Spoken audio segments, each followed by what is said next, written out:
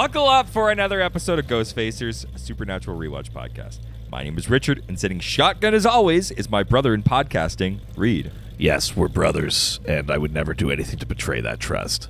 I mean, that's not a thing that a person who is, like, not guilty would say. I don't see why not. I'm just saying the truth, that I would never betray you, and you shouldn't look into it. I mean, that makes it even slightly worse. I wasn't worried about it, but now I kind of am. It's like you're not listening to what I'm saying. You shouldn't worry about it, and don't look into it, because I would never betray you. Okay, but if there was a thing I wasn't looking into, what might that be? Oh, I could tell you. Yeah. All right, let's get into it. Ghost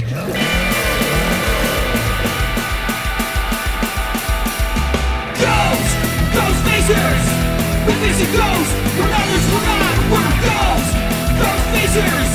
Stay in the kitchen when the kitchen gets hot! Ghost Facers! We're facing nightmare! We're facing dread! Ghost Facers! We're facing faceless! We're facing dead! Welcome to Ghost Facers. Today we're discussing Season 6, Episode 20, The Man Who Would Be King. Yeah, baby. And I'm not hungover. Neither am I. Good. We're having a normal record. Just different podcast. Yeah, it's normal February is spilling over. Yeah. If you really want to know the crazy things happening on our other podcast, we've got normal February. Yeah, that's the theme. Yeah, right?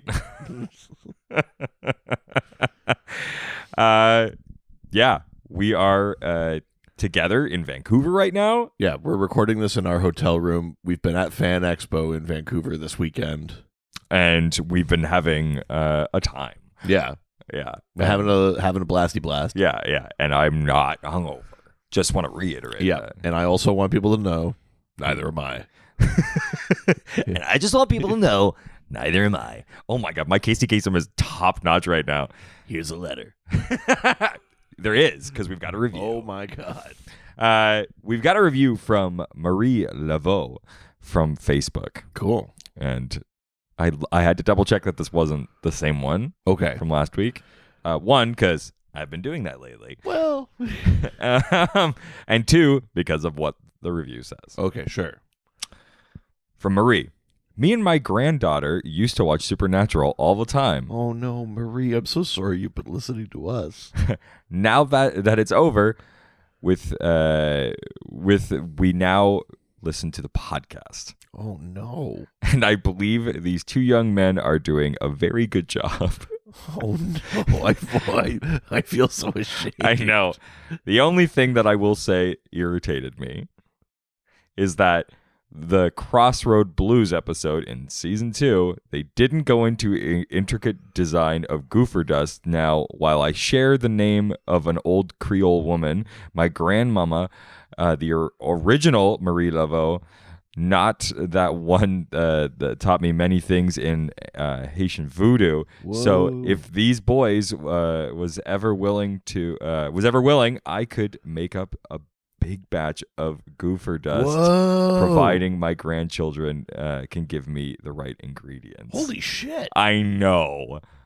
That's cool as shit. One, please. Yeah, that's amazing. Yeah. Two, I hope you're allowed to ship that. That's so cool. I know. What? This might be the coolest review we've ever gotten. Yeah, wow. Also, I can't believe a grandmother's listening to what we do. I will say, Yeah. when I envision our audience, I don't envision like a really nice like grandparent grandkid sitting down, turning on the radio and listening to us be like, yeah, Sam's cum guys. So, Just wholesome family content. yeah. That's That's awesome. That's really cool. yeah. So thank you so much, Marie. Yeah, that's dope. Holy shit. I know. Trust me. I was like, this is the second week in a row I think we've had a review from a grandparent. So I was... Oh, yeah. Yeah. This episode aired May 6th, 2011. Written by Ben Edlund. Oh, yeah, baby. Directed by Ben Edlund. Whoa. Yeah. It's a one-man wrecking machine. I mean, truly the greatest gift that was ever given to Supernatural. yeah. Carver, too. Yeah, sure. Yeah. But I mean, Ben's our boy. All right. Jesus. Ben is our boy. Hey, grandkids, cover your ears for a second. Stop riding Ben's dick. This episode was viewed by an estimated 2.11 million viewers. Whoa. That's 0.10 up from last week. It's 0.11. That's not really how you say decibels. Grandkids, if you could. Hey, listen, all my math professor listeners out there, make sure Richard knows he's wrong. Cool. It's normal. It's normal February all across the podcast scape. Yeah. All right. Do we want to watch the promo? Sure. Yeah. Let's do it. Let's do that. Let's watch this together in our hotel room. Yeah. Oh, no, I don't want.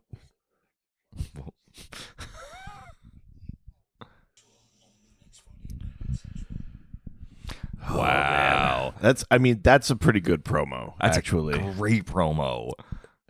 As far as they go, and as far as even the season 6 good promos go. Yeah. That's a pretty good one. Absolutely. Yeah. So, the title for this episode is based on Sean Connery's movie. Yeah, Sean Connery and Michael Caine, I think, are both in that movie. It's The Man Who Will Be King. It's me and Sean Connery in this movie. And I think this is great. Which is in turn based actually on the 1888 Rudyard Kipling novella of the same name. So, we've got Good movie. Yeah, I absolutely. like that movie. Absolutely. 3 titles. Okay. The first one is like France or something? Yeah. Let's do the first one. France. I mean, is it just The Man Who Would Be King, but in French? No, it's actually not. Okay. But it is appropriate for sure. Is it like Fallen Angel? It's exactly what it is. Yeah, baby. oh, fuck yeah. Or in French. Was expecting this to be really quick. Well, but French always has a weird way of phrasing things. Is it like l'ange descendu or something? Déchu. Sorry? Déchu. Chew? C-H-U. Unless that's a different sound in French. Sorry, they spelt with C-H-U? It's D-E accent aigu C-H-U. Déchu, I guess. Yeah. Weird. Yeah. Yeah. Fallen Angel. Yeah. There you go. Okay. The next one, the Hungarian title. Ooh, Hungarian title is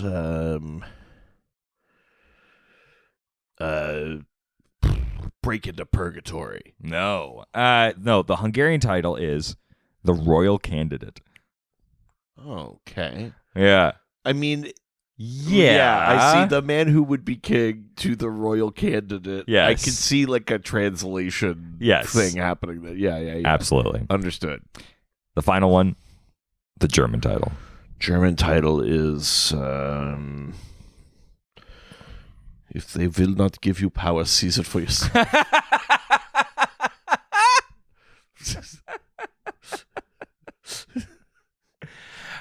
No. Okay. Educated guess. What? Where's that? Where could that come from? No, the German title is Only One Sign. Oh, that's a good one. Yeah, it's a good title. That's a good title. I like that one. Yeah. I actually really enjoyed that one. So, some featured music from this episode. Sure. We got Me and Mrs. Jones. Yeah, Me and Mrs. Jones. Were you trying to sing that to Mr. Jones Yes. by the Counting Crows? Yeah, and then I realized I wasn't doing it right. Yeah. You're trying to sing Down to New Amsterdam. Me and Mrs. Jones. Mr. Jones. Mrs. Jones. La la la la la la la. Yeah. What? Counting Crows is a weird band to have been that big. Yes, very much. I defy you to name their genre. Good luck. Yeah, because they dress like goths. Well, kind of. That was like their whole thing. It was that like they all dressed in like black trench coats and stuff. Even the guy with the dreads? Yeah, because I remember there was like I can't remember what a commercial was, but there was a commercial once where the Counting Crows were like on the beach, and it like I don't remember what it was for, but it was like the whole thing of like, whoa, how weird that looks because they're like, oh, weird. Yeah, very weird. That's yeah. So it's Me and Mrs. Jones by Billy Paul and Blue Danube Waltz by Johann Strauss. Yeah. Or Johann. Johann Strauss. Yeah. It's the Blue Danube Waltz. Yeah. We're saying the same thing. Famous as part of famous for just being it, but famous in pop culture for also being in, I think it's in 2001, Space Odyssey. Oh, yes. Absolutely. Yeah.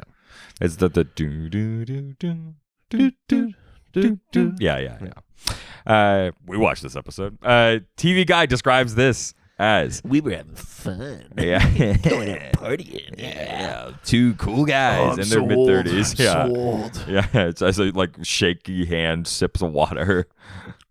We're having fun.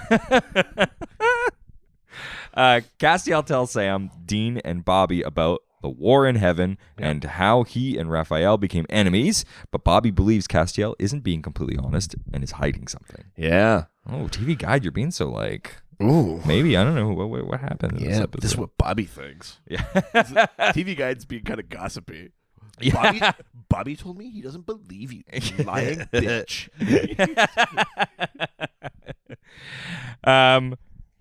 Well, there is a whole episode we're about to talk about, but before we do, why don't we open up Dad's journal and learn out some of the real world lore? Hey, just like the French title, let's see what the lore says about fallen angels. Whoa! Yeah, baby. Oh my god. There's so much fallen angel lore, and so much of it gets like changed and altered over time. Sure.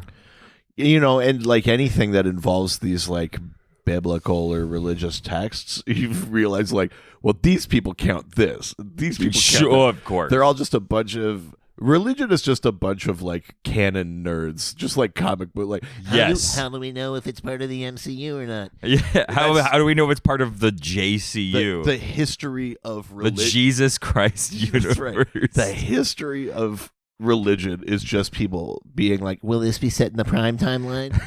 It's just...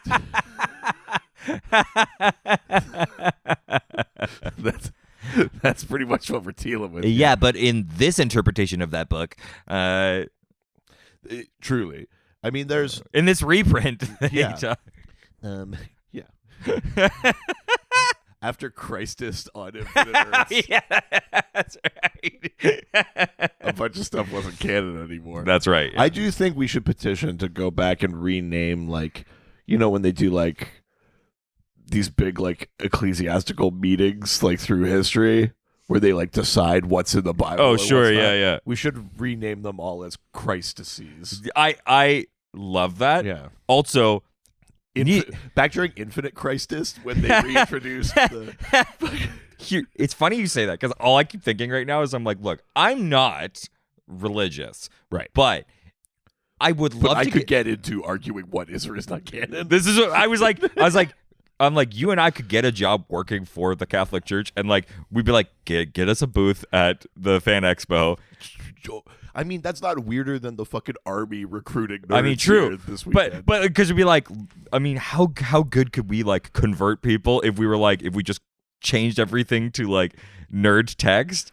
This is the thing. And it's why Supernatural works. Listen, it's all just lore, baby. So at any rate, there's lots of lore about fallen angels, and I'm going to say a bunch of stuff. Some stuff contradicts the other stuff, but this is just like the things that are out there that some people lean into and others reject, essentially. So there's a reference in like, I think it's like in one of the books of Enoch or something like that. There's a reference to the sons of God. Is that a trade or a single issue?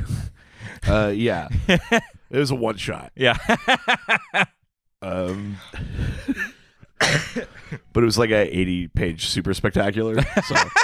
So, yeah. So they reference the sons of God, and in some interpretations, yeah, that becomes a reference to to some angels and to some fallen angels. And in general, when we're talking about fallen angels, we're not even necessarily talking about angels like trying to usurp the throne of God, like the Lucifer, Satan thing, what that story becomes. That is a version. Yeah. That it's not just Lucifer, that he had followers. Yeah, but like angels have a lot of rules, and so it's easy to break them. Well, and this is just it. So primarily, I would say in a lot of these ancient interpretations, the rule they break is fucking.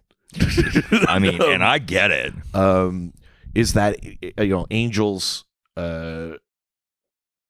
mating basically and making offspring. In some cases, the offspring are described as like giants or like other things, and then that it all kind of builds to. They tie it in with like the flood and stuff like that, where God's like, "Man, we got to start over. Too many monsters." Just kind of like wow. Yeah. But there's a sort of thing in there. I can't remember which doctrine it was, but someone or some like philosopher made like a connection between like of the vow that Catholic priests take, for example, and then the sin or the fall of these angels. Yeah. Where it's like your devotion to God is undercut by like the sins of the flesh, you know what I mean? Sure. Who's so afraid of fucking that it's like that's gonna corrupt you? Well, I think, but you don't go to hell for having sex as a human. It's this idea though of like angels and like the allure of humanity and things like that. There's also in some versions kind of the opposite of that. It's almost like angels kind of mingling to that level is almost like a kind of Promethean fire thing, where it's like humanity isn't meant to touch the divine this closely or literally. You know what I mean? It's a kind of like forbidden knowledge, a power we're not meant for, sort of. Sure, thing. yeah. And so angels they're fallen from the grace of God by doing that, by giving us access to a thing that is not meant for us, essentially. That's in there. There's a interesting sort of debate in various like sects of Islam, because in Islam in particular, I think there's a general rejection of the idea of the fallibility of the divine. You can't have these things be so corruptible. Sure. So there's some texts where what's the story? There's a story called like Harut and Marut, and it's about these two angels or whatever. And I think it sounds like a bad like French comic book. Harut and Marut. Yeah. I mean, it sounds it sounds like a comic book that has to come with like a disclaimer at the beginning. Now, like that Tintin Goes to Africa one. Yeah, look, Harut and Marut were from a different time. Yeah. But in that one, I think there's a new interpretation where it's like rather than them being angels, they might have been jinn or something like that. Because it's this idea of like whether or not you subscribe to like angelic infallibility, right? Should they be this easy to corrupt or whatever? Yeah. And so it's kind of interesting to see like where do things get reinterpreted or stuff like that, or as these books are brought in and out of canon. Apparently there's an Ethiopian sect of Christianity that still uses like the books of Enoch and stuff like that. Really? Yeah, but then like the Catholic Church doesn't or whatever. So interesting. Yeah, that's the stuff I find very fascinating. But essentially, fallen angels, it always comes down to being too much like human, basically. Mm-hmm. Very rarely is it about actually usurping God. Like that idea is more or less reserved for the story of Satan. Sure, yeah. Almost every other version of it is like, well, we kind of hooked up. it's that, or it's like giving too much knowledge or whatever to humanity or things like that, which I find very kind of fascinating, interesting. Yeah. Yeah. Cool. Fallen angels. Yeah, baby. All right. Well, with that, why don't we get into today's episode? Whenever I fall, angel feet. Nope. Nope.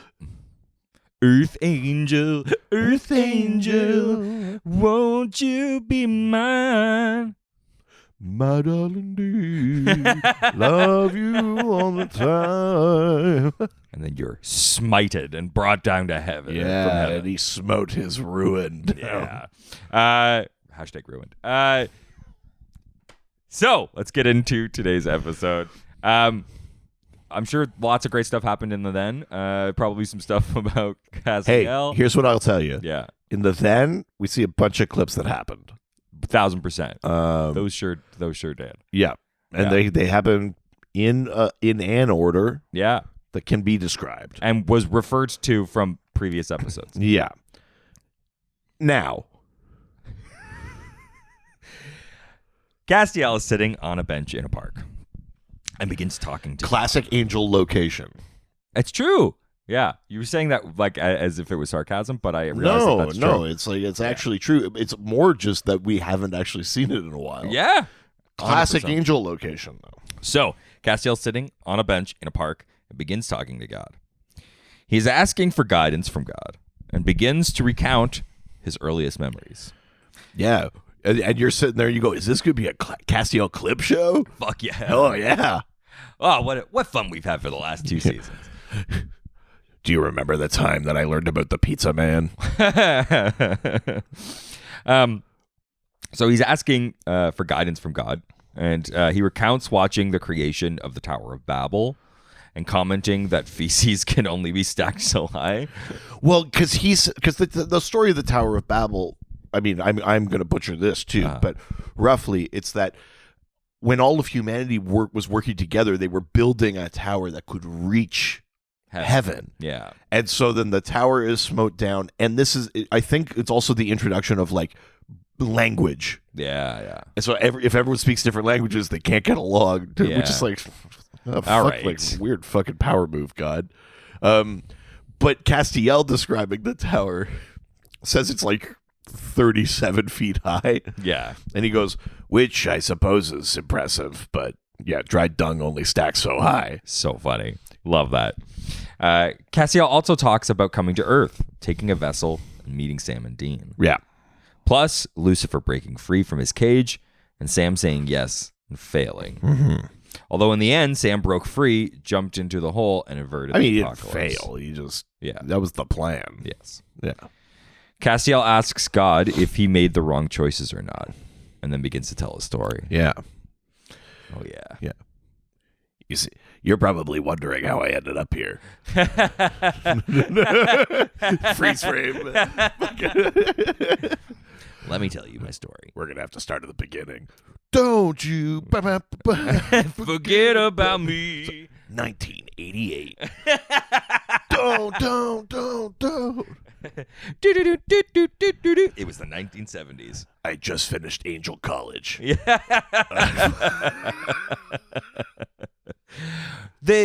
People would see me and my pals around town, and they'd be like, "Man, those are some good fellas." Sorry. Goodfellas reference. Nice. Yeah, we knew everybody. God was sitting there at the end of the bar. He would tell us what to do. We were his good fellas. Yeah, gabagool. Yeah. No, that's the cold open for this. Nice, yeah. So we now cut to Dean driving the Impala when Castiel suddenly pops in. Yeah. I do. I love a good appear out of nowhere. Yeah. Castiel tells Dean that he is looking for Crowley, and he doesn't know how Crowley is still alive. Yeah. Dean responds by saying that they will find Crowley, and when they do, kill him. Castiel notices that Sam isn't there, and Dean replies that Sam is hunting a djinn, and Dean is going to meet him there. Yeah. Dean tells Castiel to call if he needs anything, and Castiel disappears. Yeah. Castiel then walks into a room where Crowley is working and is currently dissecting Eve's corpse. Yeah. Yeah. I gotta say, I do kind of like Crowley in this setup. Like, yes, like he's returning to like his old work. Like, yeah, it kind of feels like, I've been stuck in the office too long. I want to do something with my hands. Yeah, a little Like bit. there's Yeah, kind yeah. of that element to it. And You want something good, you got to do it yourself. Yeah. I do kind of love that for Crowley. He's not just like directing other No. demons to do stuff. He's like, yeah, I don't know. Something about it I just enjoy. I love that. Crowley finds that although Eve is dead, she's still producing eggs, and that torturing her pains her creations. Oh, jeez Louise. Demonstrates this by stabbing her brain and causing the vampire nearby to howl in pain. Oh, man. Like every monster on Earth. Yeah, I mean, I don't know if that's just like Or just a- vicinity. Like, yeah. it's more Yeah. of like the reverberation nearby. Sure. Crowley complains to Castiel about the Winchesters killing her due to it causing a problem in their plan to get to purgatory. I do love that. Well, because she could open the door to purgatory, but now Yes. she's dead. Now he's like, now I've got to find another way. Yeah, and Or whatever. I think it's an interesting position because Crowley knows that he doesn't have the power that Castiel does. Yeah. But also, like, so it's this him like yelling at him, but also realizing like his place. It's Yeah. I mean, yeah, Cass could overpower yeah, Crowley, probably, even as King of Hell. yeah, But Crowley is clearly the mastermind here, and Yeah. Cass is more the lapdog, Yeah. which is also, again, it always comes back to even as an agent of free will, Cass as an angel is more of an empty vessel than something full of inspiration and idea. Like 100%. there's a big key difference between demons and angels that way, which is interesting. So Crowley complains to Castiel about the Winchesters killing her. He then reminds Castiel not to see them again, even though Castiel just saw Dean. Yeah. Castiel tells God that he considers himself to be the guardian of the Winchesters and remembers what happened when Lucifer killed him. Doesn't Crowley say something about like I could smell the Impala? Or Yeah. something like that. He's got Yes, it's funny because I think that you've been out with the Winchesters, Yeah, that's- haven't you? I can smell their car on you. But I think that what's interesting is that like Crowley knows that like his hold on Castiel is only as much as he can convince him of his like grand plans to take down Raphael. But beyond that, like the boys are very good at like convincing you that like of doing the right thing, right? Yeah. So I think that he realizes that he's like he needs to separate him from them. Oh yeah, because if the boys find out whatever this plan Yeah. is, they'll talk Cass out of it. Exactly. 100%. Yeah. So for Castiel, it was the second. It was 1 second blown to pieces, put back together when Lucifer killed him. But Hey, ass butt. but everything was finished, and Dean was kneeling where his brother used to be. Castiel heals Dean and brings Bobby back to life. Following that, Castiel went to hell once more and tried to pull Sam up from the cage. Yeah. So we find out that That was Cass. that was Castiel. Yeah. Although at the time, Castiel didn't know that he forgot Sam's soul due to arrogance. I also still don't fully understand how the cage works. I know we're talking about something metaphysical that's not necessarily a literal cage. Yeah. But so just anyone could just pull something out of there without I have no idea. them getting Is it like a lobster trap? I don't know. Yeah, I don't get it. I don't fully understand it. I don't think I'm meant to. No, I don't think you're supposed to poke at it too Yeah. much. I'm not meant to touch the knowledge of the divine. So Castiel heals Dean and bring Bobby back to life. Following that, Castiel went to hell once more and pulled Sam from the cage. Although at the time, Castiel didn't know that he had forgotten Sam's soul because of ignorance. Back at Crowley's lab, Crowley asks Castiel to kill Sam and Dean. But Castiel refuses and tells him not to worry. Yeah, Cass is like, I'm kind of amazing at keeping secrets. Yeah. I mean, I doubt that they're on to me at all. So funny. Smash cut 2. yeah. Crowley retorts about how Lilith, Alistair, Lucifer, and Azazel didn't worry about Sam and Dean either, and subsequently Azazel and Lilith were killed by them. True. Castiel tells Crowley, I do love that because it's like I'm not gonna underestimate these fucking guys. Like Crowley is, usually one of the smarter people in the room. yeah, And it's because he doesn't.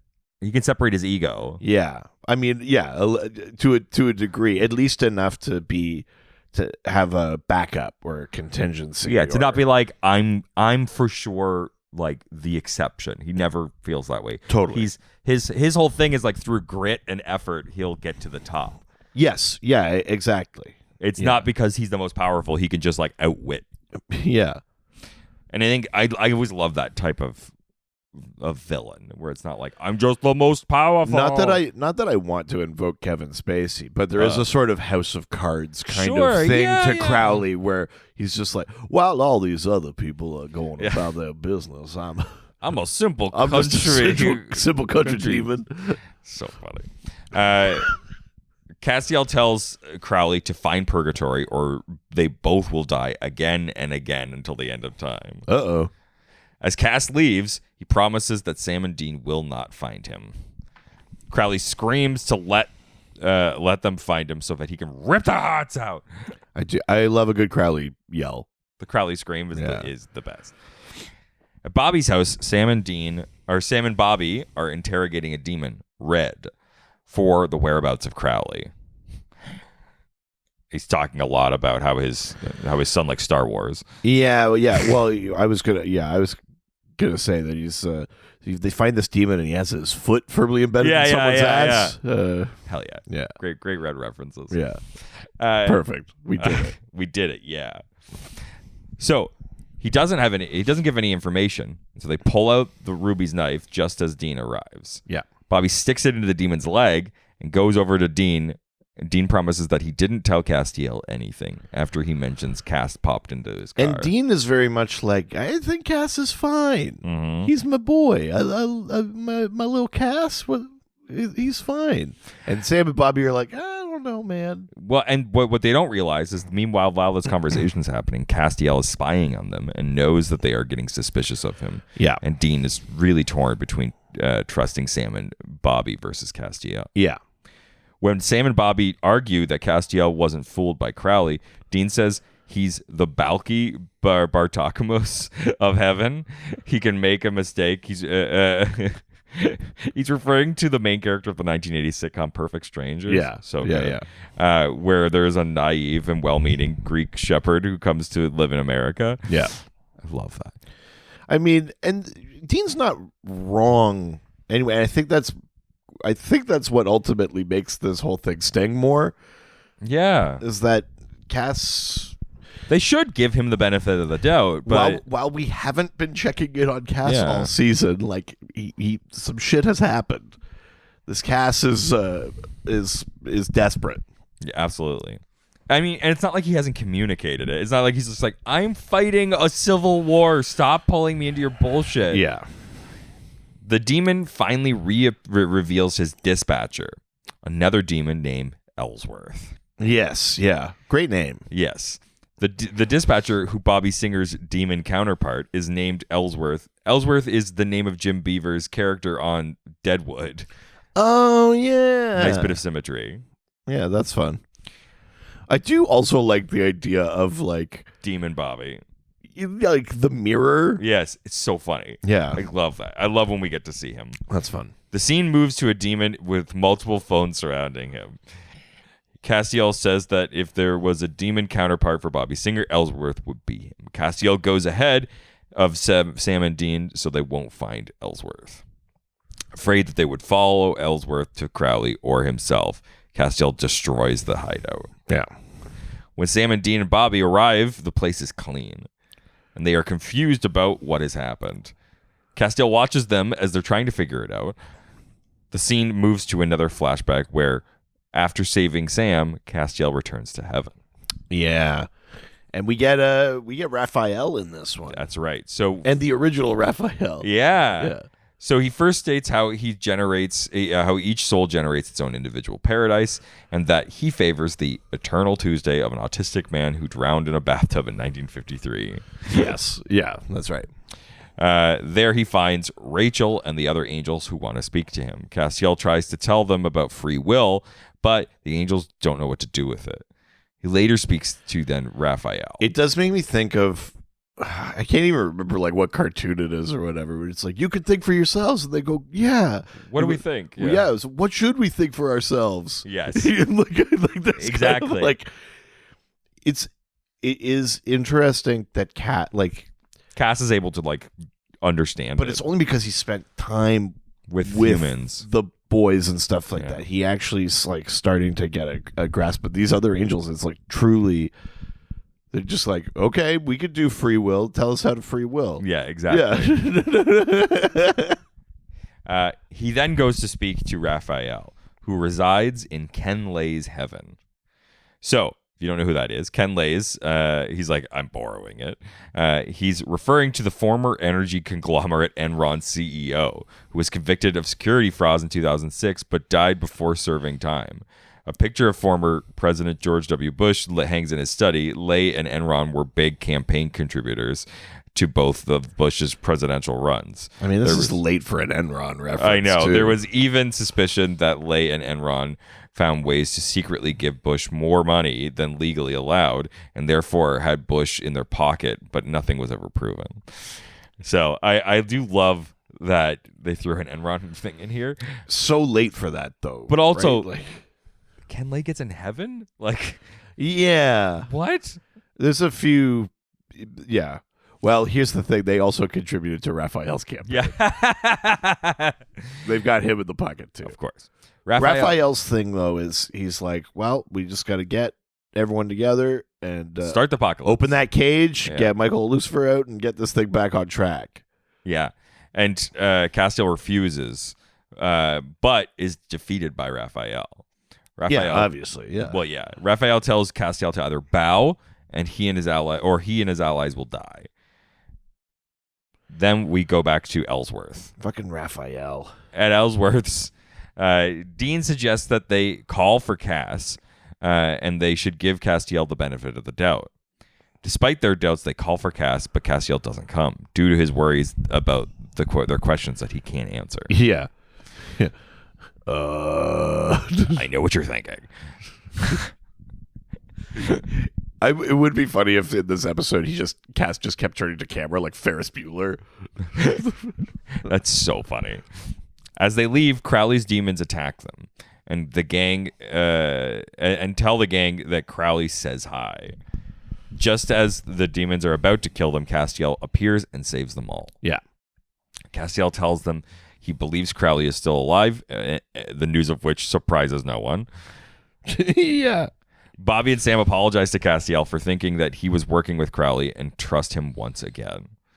Castiel is surprised that they trust him, but slips up and accidentally says the line that he overheard Bobby say when they were spying on him. Yeah. So earlier, when the boys are just talking, they say something about like Superman gone bad. Yeah.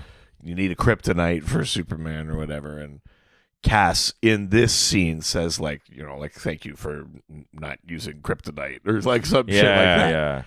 And they go, it's all good, Cass. And he leaves and they go, that son of a bitch. Yeah, exactly. Yeah. Because when Dean hears this, he realizes that Cass was definitely spying on them then, and comes to the conclusion that Castiel must be working with Crowley. Yeah. Castiel does not realize this. Angry, Castiel heads to Crowley's lab and tells Crowley not to try to kill Sam and Dean again. Crowley believes Castiel is losing sight of the goal, and the fact that he wants to appear good to the Winchesters so they believe him is so that Castiel can believe in himself, and what he's doing is right. Yeah. Castiel gets angry and grabs Crowley and slams him into the wall. Castiel tells Crowley that if he goes after Sam and Dean again, he will destroy everything. And that's when we get another flashback. Yeah. After Raphael has defeated... I do like the Cass and Crowley dynamic. It's funny, like, before rewatching, I would have thought, there was a lot more of this, and it would have happened a lot earlier. Yeah. The Cass and Crowley dynamic is so good. Brief, yeah, but it's so great. interesting. It's I enjoy them getting paired up for scenes and stuff like that. Like I that really works for me. Totally. Another flashback after Raphael has defeated Castiel, he goes to an old friend for help. Dean, as he watches Dean rake leaves, Castiel can't bring himself to ask Dean for help for all the sacrifices Dean has made, because he goes and he sees Dean living this like new like life. That's right. And having a family. Then Crowley appears with a deal and suggests that they can work together. Castiel, believing himself to be strong enough and smart enough not to fall for a demon's tricks, goes with Crowley. Yeah. Crowley shows Castiel the new and improved hell. A never-ending line. Yeah. This is an interesting idea that like Crowley has brought like efficiencies, bureaucracy Yeah. to hell, and it's made it more efficient. But it's so instead of all the chains and whips and that, it's just everyone's just waiting in line. It's just so funny. I love it. It's a real like existentialist like it's like clearly riffing on like Sartre and stuff like that. Yeah, it's hell as other people. Yeah, I mean it's very much like No Exit, right? Where Yeah. you're just waiting in a room. Like I think it's really cool. I do love too. that. Yeah. It's like the other type of hell. It's that also you can such a good imagine. window into Crowley. I mean, how do we meet him? He's the king of the crossroads. Yeah. It's deals. It's like to have this kind of like the bureaucratic machine Yeah. sort of thing. It all fits so well with him. Totally. Yeah. Crowley suggests to Castiel that he start a civil war in heaven. Castiel points out that it would make him the new Lucifer. Crowley retorts that God brought Castiel back for a reason, perhaps to lead a revolution. Yeah, I mean, truly, you know, how many times does God have to intervene before you start going like, "Oh, I am the righteous one"? You know what I mean? Like, But it's- I think his it's such a perspective is- good like little push that Crowley gives Castiel. He's just like, why does God keep helping you specifically? Maybe he has greater plans for you. It's also a thing though too, where it's like Crowley is clearly doing this for his own reasons, but also like it's good to push Cass into this because the alternatives Yeah. going back to the thing Crowley was trying to avoid in the first place, you know? 100%. So, yeah, I like it. So Crowley proposes that they find purgatory, get all the souls from it, and use them. Yeah. Castiel tells Crowley the Winchesters can't be involved. Crowley mentions that he can call Samuel Campbell for help.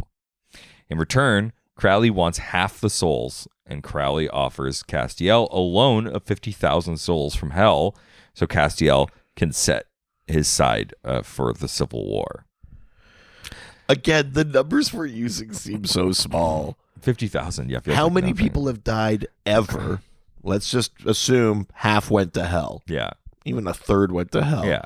He's only loading him 50,000. Yeah, it seems... That's like be like, I own a bank. Here's $10. Yes. Like, It's true. It does feel like that, yeah. It's the scale of things is very funny.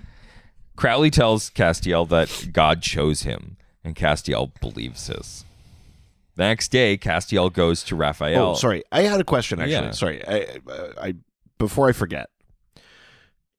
When Crowley says, I'll loan you 50,000 souls, we're talking about souls as currency a lot, you know, who owns them, the power you get from, et cetera, et Yeah. cetera.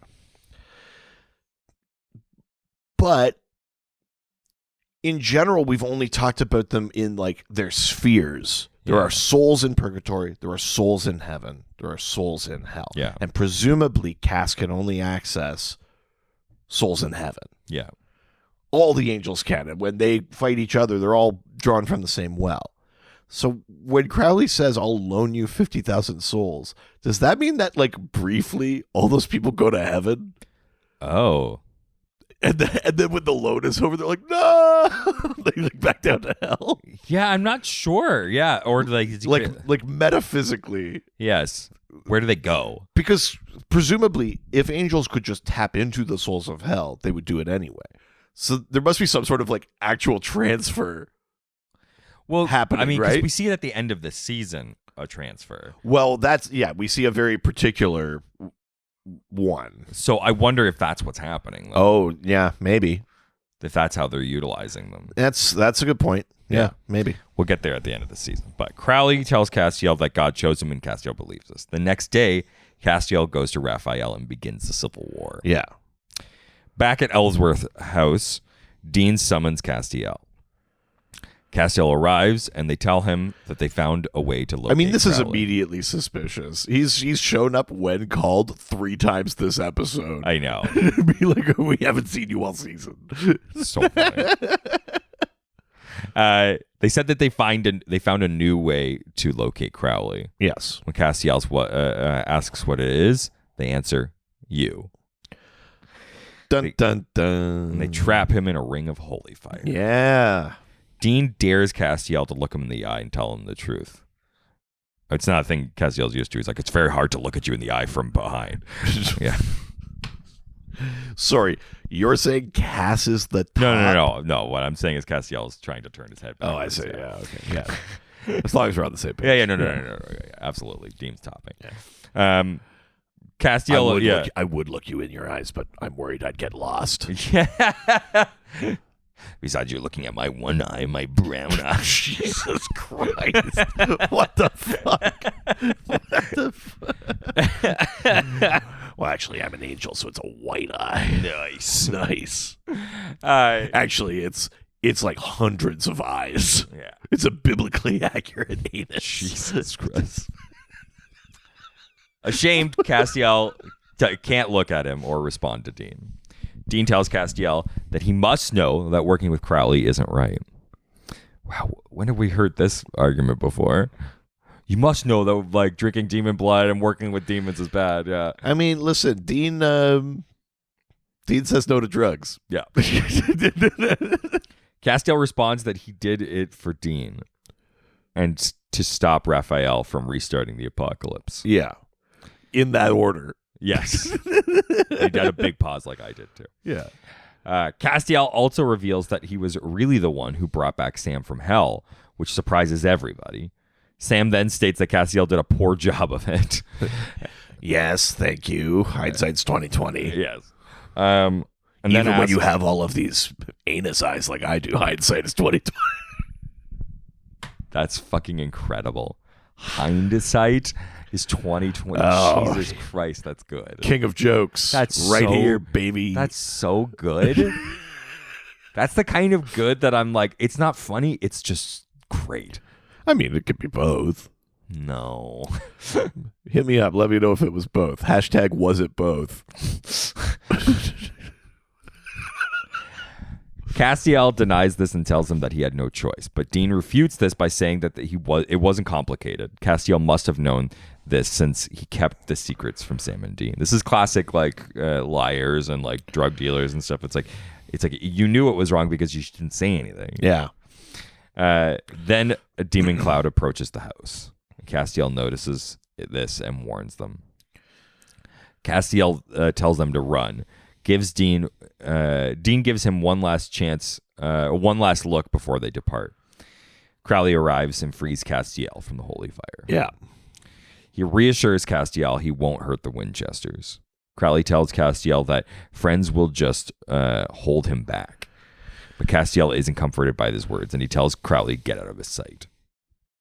As Crowley leaves, he remarks that the difference between him and Castiel is that he knows who he is. I mean, again, He knows what he is. A thing that is interesting about Crowley is that, yeah, he's manipulative, but he's right. Yeah. You know? I mean, it is a common demon thing is like, I've been telling the truth the whole time. You know? Yeah. I don't lie. And Crowley is very much that way. Other demons, we've seen them, lie or do a little kind of shifty thing. But Crowley, for the most part, just goes like, I told you from the get-go what this was. Yes. He's like, I'm going to, like, even when he's like, I'm going to betray you. Yeah. Or I'm going to fuck you over. Yeah. But let's do what we can. Totally. I love that mentality. At Bobby's house, the angel proof the house, and Dean is sleeping. He wakes up to see Castiel and is surprised to see that he got through the wards. Castiel comments that Bobby didn't do the words right. Castiel tells Dean that he is doing this for him because of what Dean taught him about freedom. Dean responds that that the freedom to be able to do what he wants isn't freedom to do anything he wants. Dean continues on. Dean is such like a fucking woke king, man. Dean is who we need right now. taking on like the fucking freedom convoy or shit like that. Dean would be like, that's not what freedom means. Freedom's just another word for nothing left to lose. Oh no. Nothing if we ain't free. I mean, Dean, man, What a way he's come. I love it. We're far away from Dirtbag Dean in this episode. Yeah. Dean is the hero we need right now. But Dean responds, freedom isn't doing anything you want. Dean continues on by saying that Castiel is like a brother to him, and asks Castiel to stop. We're like, can we be more like stepbrothers?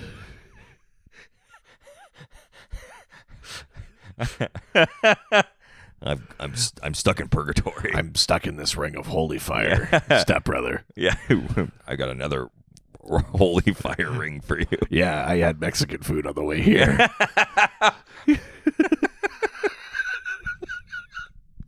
Castiel asks Dean what would he do if he doesn't stop. Dean responds by saying he will do what he has to. Castiel tells Dean, and now tell me I'm a dirty girl. I feel bad for Dean. He always has to like post up against his like brothers and family and be like, I will kill you if I have to. Yeah. Like, can't we just be family? It's true. Castiel tells Dean that he is an angel and Dean is just a man. A fucking sexy man, but just a man. Arguably the greatest example of a man. But still. Dean points out that a man worth falling for. Dean points out that he has taken down tougher opponents. Castiel then disappears. Cut back to the scene with Castiel at the park. And him saying that the human perspective is limited. He asks God again if what he is doing is the right thing. Yeah. If Castiel doesn't receive a sign, he will do what he must. He waits, but there is no response. Castiel is once again disappointed by his father. I mean, that's why he's such a good Winchester. Hell yeah. He screams about he's like, stop me if I'm like, is there a sign? No sign. It's like I feel like maybe what I'm doing is bad, but like if you're not like if God's not getting involved, like I guess I'm just going to continue. I mean, but this is also like the quote. This is maybe how Crowley would even put it. Quote: "The tyranny of free will." Yeah, you know, if you're fighting for free will, you have to make your own fucking decisions. You got to make your decisions. You got to own them. Yeah, you know, like there's in that way they're like God works in mysterious ways. Yes, there's that sort of like I haven't heard that name in I'm like, what is that voice you're doing?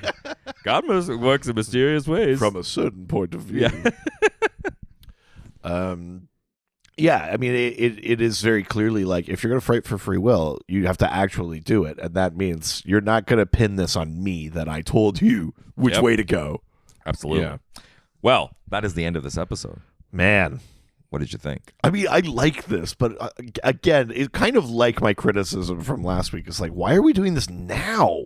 Yeah. We got 3 episodes left or whatever. Now we're getting to the most interesting possible story this season. Yes. You know, that Cass and Crowley are teaming up. That like Crowley is like kind of funding the rebellion in heaven. This is the problem. There's like some Game of Thrones shit happening right now. And it's like cool, and Cass is torn, and it's free will, and it's like these are the big ideas that are like interesting and shit like that. And we spent so long chasing our fucking tails with Samuel about alphas, like all of that stuff.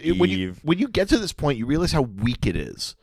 Like, what was the point of the alphas? Just like, well, they might know better where purgatory is. Yeah, it's loose at best, and that's it. Like, there's, you know what I mean? Like, it's not like, oh, and the alpha souls are, you know, like, there's not even that shit. Like, it's just, you realize how long we've spent spinning our tires in the mud before we get to the interesting stuff. So, on its own, this episode, I really like. I think there's some good like performances in there. I love Crowley. Yeah. I think Cass is, or Misha is doing a good job in this. you know, Dean's always good. I like the idea of like the anti-Bobby. I think that's like So a fun funny. concept. Loved Ellsworth. That's like a cool idea. Yeah, there's a lot to like in this episode. It's frustrating. That took us this long. It took us 20 episodes to get to what is the most interesting part of Yeah. this. And I think it's also, there are still 3 episodes. Yeah. And the irony is, how did it take us this long to get here? And also, how are they going to make this last 3 more episodes? Yeah. You know what I mean? Like, we've already, the game is up. You Yeah. know what I mean? So that's a little, yeah, it's just a little odd that way. But I'd probably give this one still, I'd give this 4 biblically accurate anuses. Nice. Yeah. You're right. It is a good episode, and I think the big problem is like this. Also, it's like they finally got to the goods. Of course, Ben Landlin wrote it. Yeah. But now it's like it's tainted half the next season too, because then half the next season is also what should have been this season. Basically, it's like they have to finish the storyline in the beginning of next season and then go to the thing. It basically Yeah. fucks 2 seasons up because they have in the middle of it's the actual good idea. Yes, I mean, I agree. But next season is like a considerably more cohesive thing, even for that, than Yeah, this but season they have to is. start Yes. with the repercussions of this season. Yeah. But they also wrap it up really quickly because they're like, well, yeah, we want to get to the thing. And But I think it fucks it over. I mean, I kind of agree, but to me, that's more like, you know, the end of season 2, the Demon Gate opened up. You Sure. start season 3, and you go, here are the, like, the thing that fucked that up in season 3 is like, and that's it. Like we killed the sins right away. You know, like But that's kind of what happens in next season. I know, but that's not so much like that's less the fault of the setup and more the Yeah. you know what I mean. But you're right. Is that basically like we're getting to this interesting part, and in 3 episodes they'll be like, wait for several months for Yeah. us to keep going with what is. But then they wrap it up really quickly after, Yeah. and I think that's the disappointing thing is like this entire season could have been the boys versus Castiel, and they didn't make it that. You know what that makes me think of? This is like a slightly weird literary reference. Yeah. But like the Three Musketeers Yeah. as a story was written as a serial, meaning that installments would come out and then they'd say like tune in, you know, like I Oh. mean in writing, tune in next time, you know what I mean? Yes. But Alexandre Dumas was also like paid by the word. Yes, it's he'd a Dickens thing he'd too, stretch right? shit out, and then there'd always be a cliffhanger. Yeah. And then at the end, he'd be like, "And they fixed that." And anyway, we go on to this, and then cliffhanger. So when you put the whole story together as a book, it reads really weird because it's like, why do they always like? There's no drama in this, but like when you take it back to its context, and you go, "Oh, there's always just like a little hook to bring you back." That's immediately undone, and that is 100% how season endings and beginnings in Supernatural work for most of it, actually. Yeah, absolutely. But yeah, I love the writing in this episode. I think like it is a little too reminiscent for me of the blood drinking and Ruby stuff, and Sure. it's a bit of like, yeah, we've been here before. It's Yeah. just a different brother who's now addicted. Like, Yeah, it's true. so it's it sort of lessens it for me. But I think you're on the right page, which is that it's a good episode. It's just not like an outstanding one. Yeah, I mean, really, my biggest knocks against this episode aren't really in the episode. Yeah, it's yeah, like the context of the Yeah, exactly. season, like just kind of grimes up Yeah. what is otherwise a very good episode. So yeah, I will give this 4 Ellsworth demon phones out of 5. Yeah. Nice. All right. Well, before we go, we've got a note from a fellow hunter. All right. So with the title, Workers' Compensation. Okay. All right. Hi, Izzy from Utah again. I thought you might find it funny that I was listening to your podcast when I was hit by a car at work. Jesus, why would I find that funny? Good Lord. Your French and German impressions accompanied me as a rusty Ford truck barreled down the hill with its American flag waving in the wind. On a different note, so they got hit by a piece of shit while listening to us. I don't see how I'm supposed to enjoy that. Oh no! So, Good Lord! on a different note, I was listening to your to the episode 614, the mannequin episode, where you talked about the cellular memory of or something. I remembered this kids book trilogy that had that was based on that. It was called Unwind. Basically, it's a near future dystopia where parents can sell their children between their ages of 13 to 18 to be unwound legally. So it's definitely unwind, not unwind. Yes.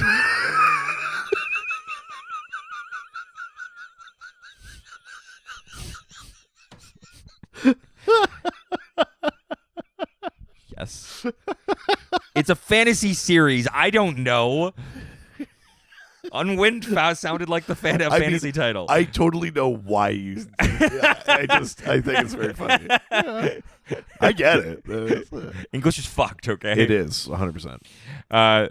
Unwinding is where they are harvested for limbs and organs to donate. Some kids are raised with the sole purpose of being unwound. But later on in the books, you find out that the kids are still alive when they are torn apart and can feel their organs and or body parts stretch out across the world. Ah, Jesus. At one point, a kid gets fully unwound and put back together again, and he remembers all of it.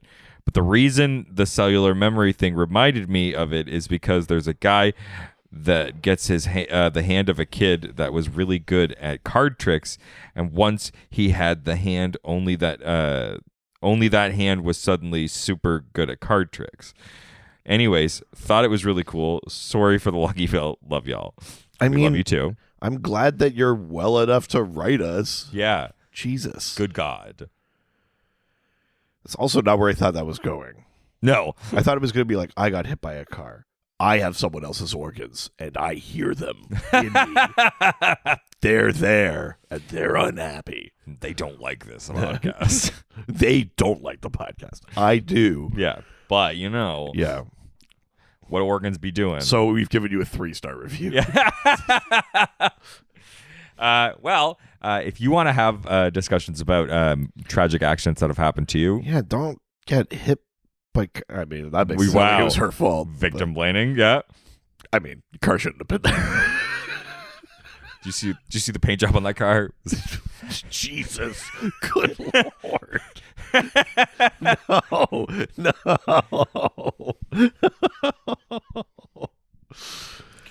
Well, we can have that discussion on our Discord. That's right. Go to patreon.com/ghostfacers. It's only $1 a month. You get access to Angel Radio, our awesome community Discord server full of lovely people, and we're having a fun time chatting about stuff there. It helps to support us. Absolutely. Also, if you want to leave a note, like Izzy did, about something that's happened to you or about pulling apart children, you can send us an email to ghostfacerspodcast@gmail.com. Yeah. Or reach out to us through our various social media platforms. Yeah, at GhostfacersPod on Facebook, Twitter, and Instagram. Also, don't forget to subscribe to the podcast on whatever feed you listen to us every single week. And while you're there, why don't you give us a 5-star review?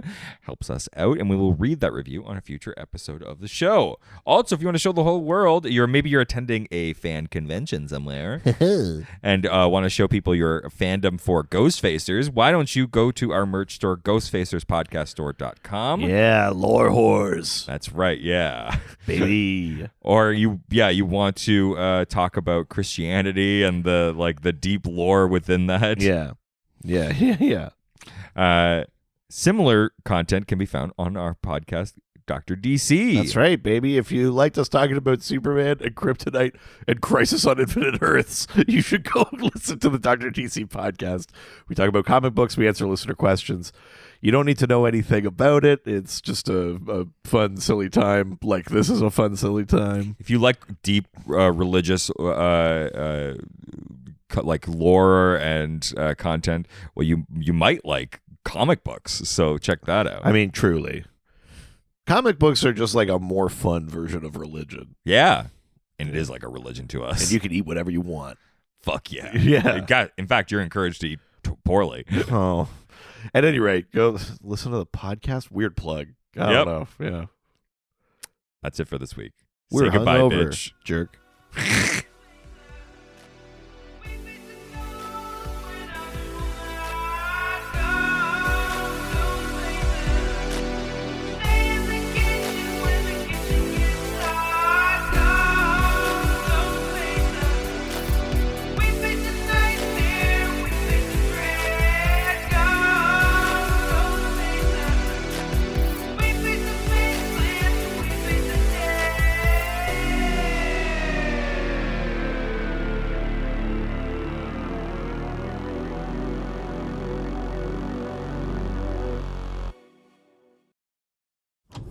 This was a Brain Freeze podcast.